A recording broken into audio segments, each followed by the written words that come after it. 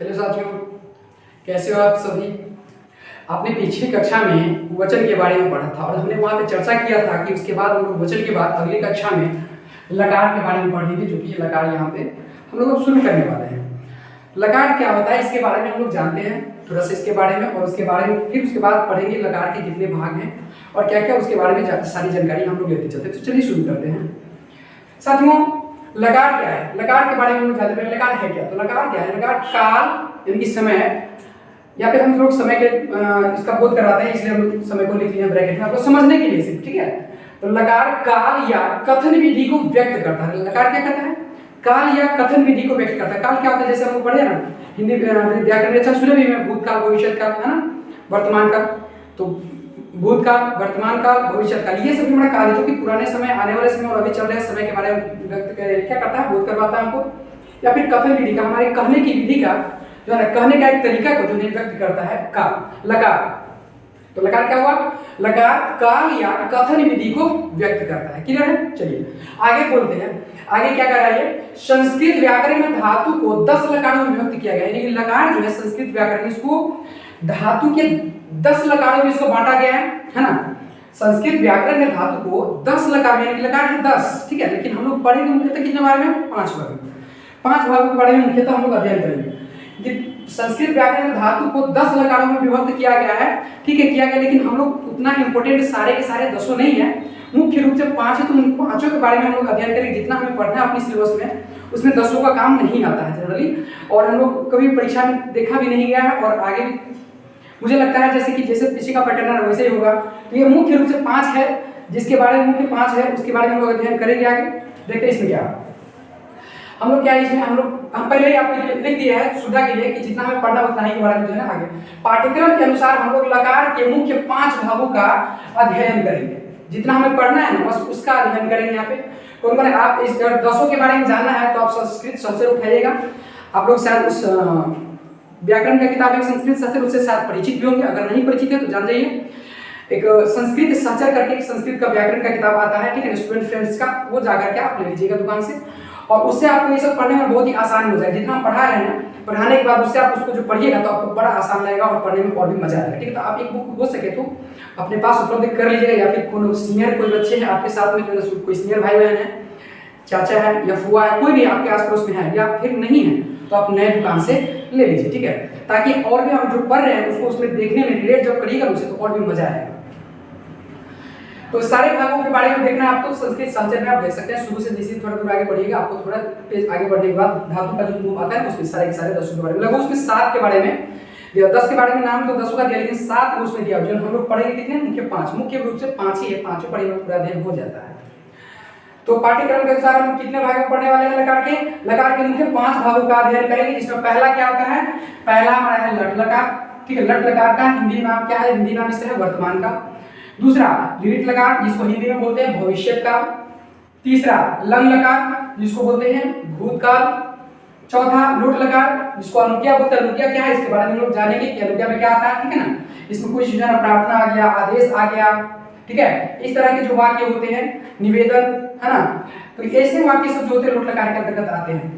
और विधिलिंग, जिसको आप जो है ना, विधिलिंग में हमें चाहिए अपने क्यों लिखा है, देखिए विधिलिंग का जो प्रयोग होता है ना हमेशा जिस वाक्य के अंत में चाहिए, जिस हिंदी वाक्य के अंत में चाहिए लगा रहता है ना, तो वैसे वाक्य का अनुवाद बनाते समय उसको विधिलिंग के सूत्र पर लाकर उसको बनाते हैं, विधिलिंग का प्रत्यय पूरा लगाते हैं। इसलिए यहाँ पे हमने लिखा है चाहिए के अर्थ। इसका क्या मतलब है आपको समझ में आएगा, अभी बता देखिए।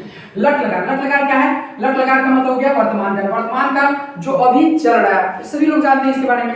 वर्तमान मतलब क्या, जो अभी जो चल रहा है वो हमारा वर्तमान। जैसे आप अभी वर्तमान काल में क्या देख रहे हैं, क्या कर रहे हैं, आप मुझे देख रहे हैं और मैं यहाँ आपको पढ़ा रहा हूँ, ठीक है ना। आप मुझसे पढ़ रहे हैं और मैं आपको पढ़ा रहा हूँ, ये कब हो रहा है, ये वर्तमान काल में हो रहा है, ठीक है।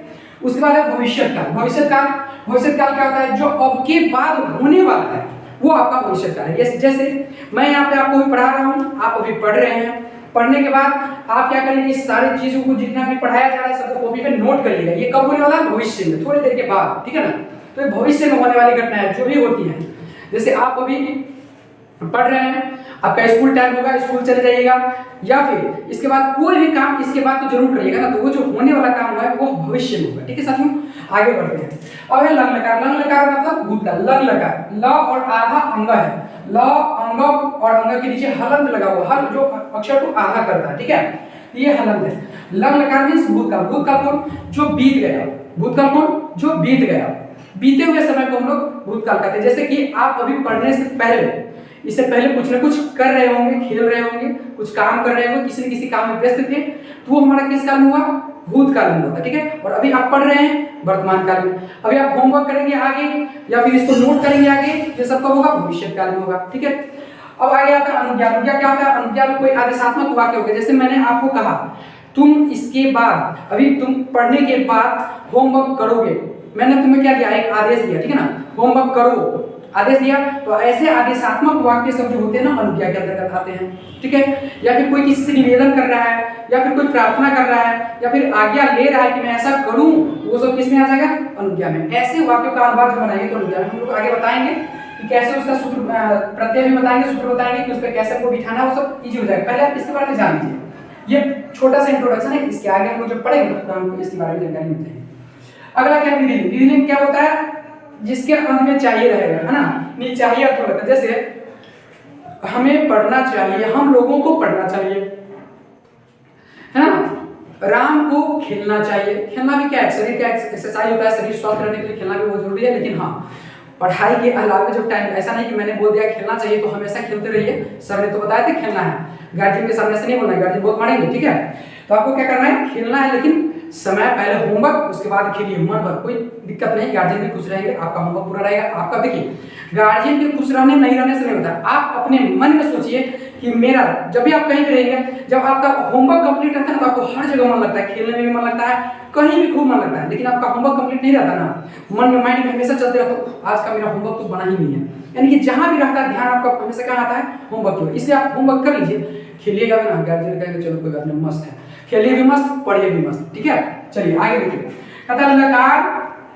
अब जो हम लोग जो पढ़े हैं पांचों लकार, देखिए लकार तो वैसे 10 है संस्कृत में, लेकिन यहाँ पे हम लोग मुख्य 5 के बारे में पढ़ने जा रहे हैं, जिसमें पहला हमारा क्या है? पहला हमारा है लट लकार। लट लकार हम लोग पहला लट लकार के बारे में जानते हैं। लट लकार क्या होता है? लट लकार में कैसे कैसे वाक्य सब आते हैं, ठीक है। तो हम लोग देखिए इसको, जब किसी हिंदी वाक्य के अंत में है, हो, हूं या है रहे तो वह वाक्य लट लकार में होता है। अब यहाँ पे देखिए, यहाँ भी है, ठीक है, ध्यानपूर्वक देखिएगा। तो यहाँ भी क्या है, और यहाँ भी क्या है, लेकिन इसमें थोड़ा सा अंतर है साथियों। देखिए यहाँ पे फूल, यहाँ पे बिंदु नहीं है, अनुस्वार नहीं है, और इसमें अनुस्वार है। अनुस्वार न होने वाला क्या हो गया? एक वचन में होता है। जिसपे अनुस्वार है वो बहुवचन की, जब वाक्य बहुवचन में होता है ना, उसके अंत में जो है का प्रयोग करते हैं, वहां पे है बोलते हैं। इसको क्या बोलते हैं? ये सिंपली है और यह है, यानी कि इसको थोड़ा नाक से बोलते हैं अनुस्वार का मात्रा देने के लिए, ठीक है। तो जब हिंदी वाक्य के अंत में है, हो, हूं या है रहे तो वह वाक्य किस में जाना जाएगा? लट लकार में। और उसका अनुवाद जो लट लकार के प्रत्यय के अनुसार, सूत्र के अनुसार बनाते हैं। कैसे?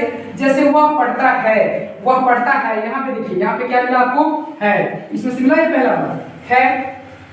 हम लोग इसका अनुवाद जब बनाएंगे तो बनाएंगे सह पठती। वह क्या होता है? सह, और पठ धातु होता है, पठ मींस पढ़ना, और है वो है तो लट लगा के सूत्र पे चला, इसलिए पठती हुआ। इसके कैसे हुआ है इसके बारे में हम लोग आगे पढ़ेंगे, वहां पे आपको समझ में आ जाएगा। अभी इतना ही सिर्फ समझिए कि यह लट लकार में बना हुआ है, ठीक है। आगे हम लोग अनुवाद कैसे बनाते हैं, अनुवाद बनाने के लिए आपको सारी जानकारी चाहिए ही चाहिए। तो आगे हम लोग सीखेंगे कैसे अनुवाद करते हैं, ये कैसे होगा ना, आपको आगे की क्लास में आपको खुद ब खुद समझ में आ जाएगा। जब धातु को आप सेट करने लगेंगे, इसमें छोटी छोटी अनुवाद जब आपसे बनवाएंगे मजा आएगा आपको, ठीक है। तो सिर्फ समझते चलिए कि वह पढ़ता है का संस्कृत अनुवाद होता है सह पठती, लट लकार, ठीक है। मैं हंसता हूँ, मैं हंसता हूँ, तो मैं क्या होता है? अहम, और हंस धातु होता है, और इसमें हूँ है इसलिए आम यहाँ पे लगा हुआ सूत्र के अनुसार। जैसे सूत्र में क्या होता है? लट लकार का सूत्र होता है ती तह अंति सी थ थ आमी आवह आमह। तो इसके अनुसार यहाँ पे आमी हुआ, ठीक है। आगे हम लोग सिखाएंगे, बहुत इजीली आपको समझ में आएगा, पहले इसको समझते चलिए, आगे वीडियो बढ़ते चलते हैं।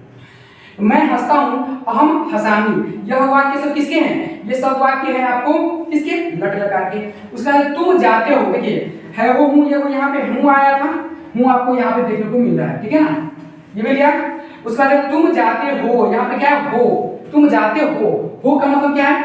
यहाँ पे वो हो आया, यानी कि यह सब वाक्य जो है क्या दर्शा रहे हैं, जो अंत में एक शब्द छोटे छोटे शब्द जो आ रहे हैं ये सब इसमें ये अंतिम के शब्द ही, किसी वाक्य के अंतिम का शब्द से ही हमें पता चल जाता है कि मतलब यह लट लकार में है या लोट लकार में है या लंग लकार में है, यानी कि लकारों के बारे में हमको यहाँ से पता चलने लगता है। तो इसको हम ध्यानपूर्वक देखेंगे। है हूँ आप लोग टेंस में भी इंग्लिश में पढ़े होंगे, है ना, ता है ते नहीं पढ़ते थे, उसी अनुसार समझिए ना आप। इसमें संस्कृत में भी उसी ठीक उसी प्रकार से लगभग होता है, ठीक है। और इसी प्रकार से इत्यादि बहुत सारे इत्यादि होते हैं। और ये है कहीं सर आप इस तीनों पर तो वही का मैं बता दिया, बड़ा आसान है, आप इसको तो नहीं बताए। अरे समझिए, जब यहाँ एक एक के बारे में चर्चा हुआ था तो यहाँ पे हम लोग सिंगल जो है एक वचन वाला यूज किया। जब अधिक एक से अधिक का जब चर्चा हुआ तो वहाँ पे हम लोग बहुवचन वाला यूज करेंगे।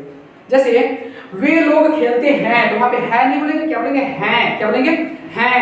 यानी कि वे लोग खेलते हैं कैसे, तो वे लोग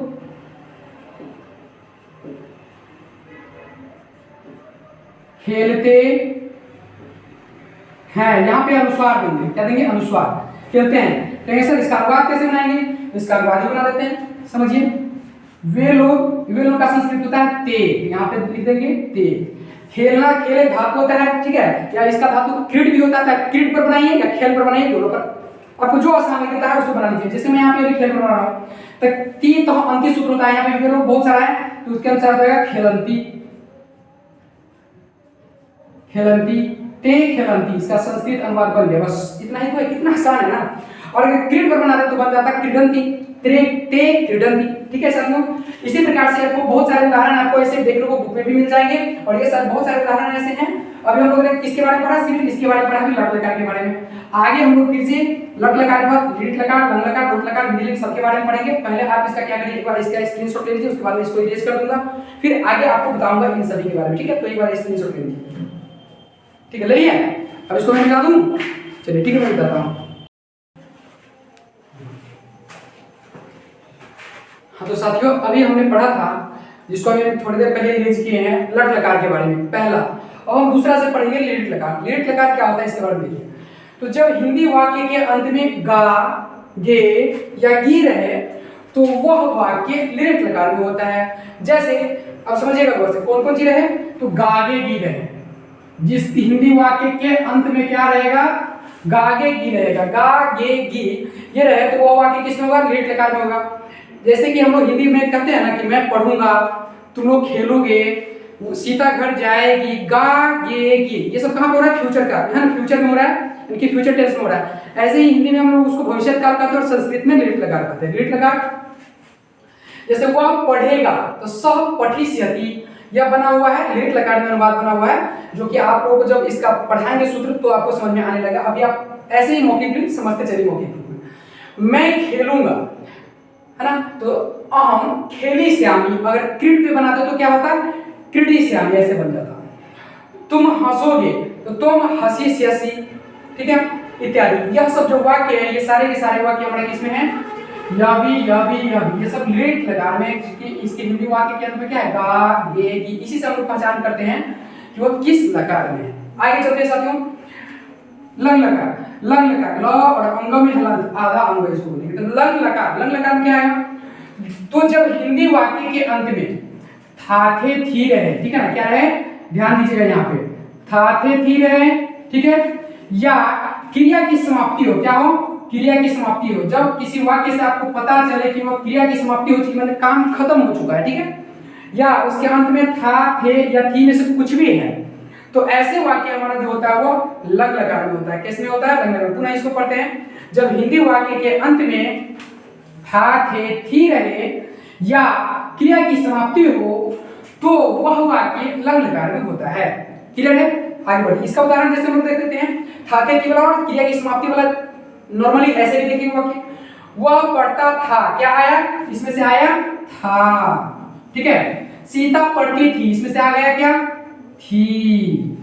तुम पढ़ते थे, इसमें से क्या आया, थे, ठीक है। उस प्रकार से मोहन घर गया, तो गया था, थे, थी तो नहीं है, लेकिन क्या पता चल रहा है, गया में तो काम खत्म, चला गया घर पे वो, तो क्रिया की समाप्ति हो चुकी है। इससे क्या पता चलता है, क्रिया की समाप्ति हो गई है। फिर उसके बाद सीता विद्यालय गई, तो गई मतलब उसका जाने की क्रिया खत्म, क्रिया की समाप्ति हो गया। क्रिया की समाप्ति का पता चल रहा है, तो हाँ, बस सिंपली सी बात, जब क्रिया की समाप्ति हो गई तो क्या हो गया, सिंपल सी बात है, लंग लकार में होगा। किसमें होगा, लंग लकार में होगा। इसके अनुवाद हम लोग बना लेते हैं, इसी के लंग लकार के सूत्र पे इसका अनुवाद बना हुआ है। वह पढ़ता था तो सह अपठत, ठीक है। सीता पढ़ती थी, सीता अपठत।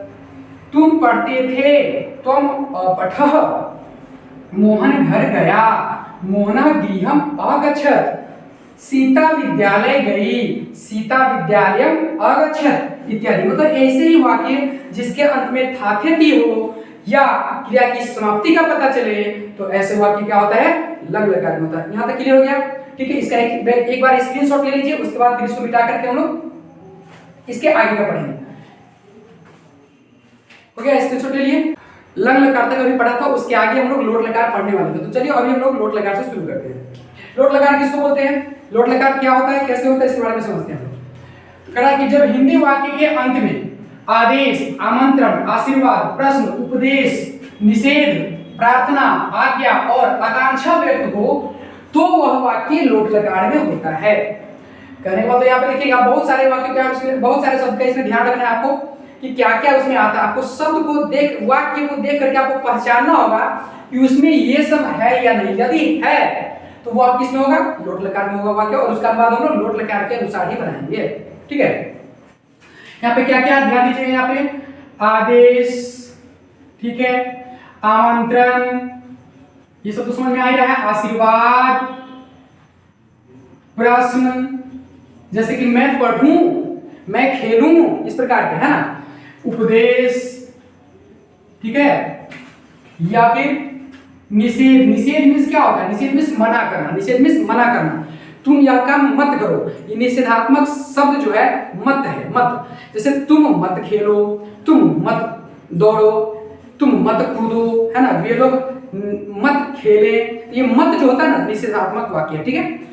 उसके बाद है प्रार्थना, किससे प्रार्थना करना या आज्ञा, कोई आज्ञा दे रहा है या फिर किससे आज्ञा ले रहे हैं, ठीक है ना। जैसे तुम पढ़ो, वे लोग खेले, वे हंसे, है ना, ये ऐसे वाक्य, ये सब आज्ञा में आता है। या आकांक्षा, किससे आकांक्षा व्यक्त किया जा रहा है, अपनी चाह, मनोकामना, अपनी कामनाएं बताई जा रही है, ठीक है ना।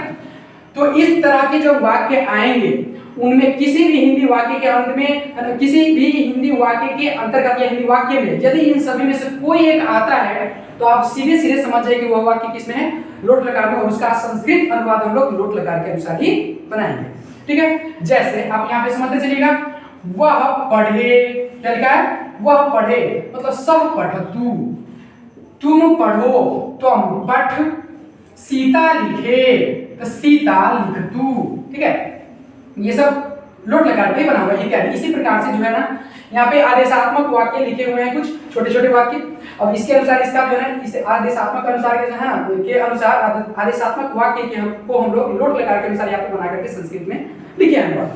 अब इसके बाद आता है विधिलिंग। विधिलिंग में क्या होता है, इस वाक्य को कैसे पहचानेंगे कि विधिलिंग में कौन है। तो अभी आइए देखते हैं इसको। जब हिंदी वाक्य के अंत में, जब अंत में नहीं, जब हिंदी वाक्य की कर्ता में, कर्ता कौन होता है, कार्य करने वाला कर्ता। आपको हिंदी व्याकरण में पढ़े होंगे जूनियर क्लास में भी, क्या होता है, करने वाला कर्ता होता है। तो जब हिंदी वाक्य के कर्ता में क्या हो, को हो, ठीक है, या को का भाव हो, ध्यान दीजिएगा यहाँ पे, या तो उसमें डायरेक्टली आपको को नजर आ जाए या फिर को छुपा हुआ नजर आए। जब आपको भाव तो उसका आ जाए लेकिन को दिखता ना हो, तो वैसे वाक्य क्या होते हैं। और अंत में क्या रहे, चाहिए रहे, अंत में क्या रहे, चाहिए रहे, तो वह वाक्य विधिलिंग में होता है। कैसे, आप समझिए यहाँ पे, मुझे पढ़ना चाहिए, आपको इसमें को दिखा गया, को या को का भाव, इसमें से कोई एक होना चाहिए, और अंत में क्या है, चाहिए। तो चाहिए तो कहिएगा अक्सर, मुझे चाहिए तो आराम से इसमें दिख रहा है यहाँ पे क्लियरली, सबसे अंत में तो है चाहिए, ठीक बात है, बहुत बढ़िया, आपने चाहिए को नोट लिया। लेकिन को कहाँ है भाई, मुझे पढ़ना चाहिए, इसमें तो को है नहीं, लेकिन को का भाव है। आप ध्यान करके देखिएगा, इस मुझे को देखिए तो मुझे में आपको को का भाव, मुझे पढ़ना चाहिए मतलब क्या, मुझको पढ़ना चाहिए, मुझे पढ़ना चाहिए मतलब मुझको पढ़ना चाहिए। यहाँ पे आप देखिए इस मुझे शब्द में को का भाव क्या है, छुपा हुआ है, ठीक है। तो इसके बाद हम लोग विधिलिंग के सूत्र के अनुसार बनाएंगे, इसके प्रत्येक अनुसार जोड़ करके क्या बनेगा, अहम पठेयम, ठीक है। उसके बाद सीता को बोलना चाहिए। अब यहाँ पे देखिए डायरेक्टली आपको यह को नजर आ रहा है, यहाँ पे क्या है, सीता को बोलना चाहिए, को आपको डायरेक्ट नजर आ रहा है। तो यहाँ पे क्या है, को जब नजर आ ही गया तो हमको पता चला और अंत में चाहिए भी है। देख लीजिए यहाँ पे चाहिए भी है और यहाँ पे आपको को भी नजर आ गया। तो इस तो सीधे सीधे ऐसे ही पहचान में आ गया कि विधिलिंग में इसका अनुवाद हम बना देंगे सीता व रेत विधिलिंग के अनुसार। अच्छा, तुम दोनों को हंसना चाहिए। देखिए फिर को भी यहाँ पे आ गया और अंत में हमारा ये क्या है, चाहिए भी आ गया। अंत में हमारा चाहिए भी आ गया, को भी और चाहिए भी। यहाँ पे को का भाव था, इन दोनों वाक्यों में क्या है, को आपको स्पष्ट रूप से नजर आ रहा है। तो इस तरह के वाक्य अगर नजर आता है आपको तो समझ जाइए वो क्या है, विधिलिंग में है। ठीक है, जिसके कर्ता में को हो या छुपा हुआ को का भाव हो और अंत में क्या हो, चाहिए रहे, तो समझ जाइए वो वाक्य किसमें, विधिलिंग में है। क्लियर। अब ये वाक्य सब आपको कुछ दिया गया, इस अनुसार से आप समझ सकते हैं इत्यादि, और भी आप अपने आप से जो है ना अपने खुद से भी आप सोच सकते हैं, ऐसे वाक्य को समझ सकते हैं। ऐसे ही अनेक वाक्य जो सब आएंगे इस तरह के वाक्य सारे के सारे किसमें होंगे, विधिलिंग में होंगे साथियों। अब ये हमारा लकार यहाँ पे हो गया खत्म, जो हमें मुख्य रूप से 5 लकार पढ़ने थे। ठीक है, जो हमें पढ़ना है आगे इसका भी जरूरत आएगा। वैसे मैंने आपको क्या बताया, संस्कृत में लकार तो 10 है, लेकिन मुख्य रूप से हम लोग 5 के बारे में पढ़ेंगे क्योंकि उसी का मुझे आगे हमें काम आने वाला है। ठीक है, तो बस इसीलिए हम लोग ये सारे लकार पढ़ लिए हम लोग, और आगे की क्लास में हम लोग कल देखते हैं, मतलब कि नेक्स्ट क्लास में देखते हैं क्या पढ़ना है, आपको हम बताएंगे। ठीक है, वैसे आज हम लोग लकार यहाँ पे हो गया दी एंड। ठीक है,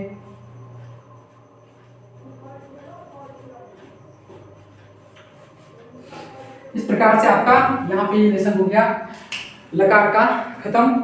और आप लोगों से बहुत ही उम्मीद लगाए रखा हूं कि यह नया चैनल है, आप लोग मैं बार बार कहता हूं, आप इस चैनल को सब्सक्राइब करिए और इस वीडियो को लाइक करिए, लोगों के साथ शेयर करिए, और जो है ना खुद भी इस क्लास को आप रेगुलर जुड़े रहिए। अगर आप क्लास 10 के विद्यार्थी हैं तो नियमित रूप से, अगर आप पीछे का वीडियो नहीं भी देखे हैं तो जाकर के प्ले लिस्ट बना हुआ, प्ले लिस्ट में जाइए, खोजिए, और प्ले लिस्ट में आपको संस्कृत व्याकरण का प्ले लिस्ट मिल जाएगा, उसमें आप शुरू से वीडियो को देख लीजिए। यहाँ तक की बातें अगर शुरू से आप देख लेते तो यहाँ तक आपको 100% श्योर है कि आपको सारी बातें अच्छी तरह से समझ में आ जाएगी, और इसके आगे क्लास भी आपको समझने में आसान होगा। ठीक है, तो जाइए साथियों पीछे का क्लास भी देखिए, और निश्चित रूप से याद करके अभी भी अगर चैनल सब्सक्राइब नहीं किए हैं तो चैनल जरूर सब्सक्राइब करिए, लोगों के साथ वीडियो को शेयर करिए और वीडियो लाइक जरूर करिए। धन्यवाद।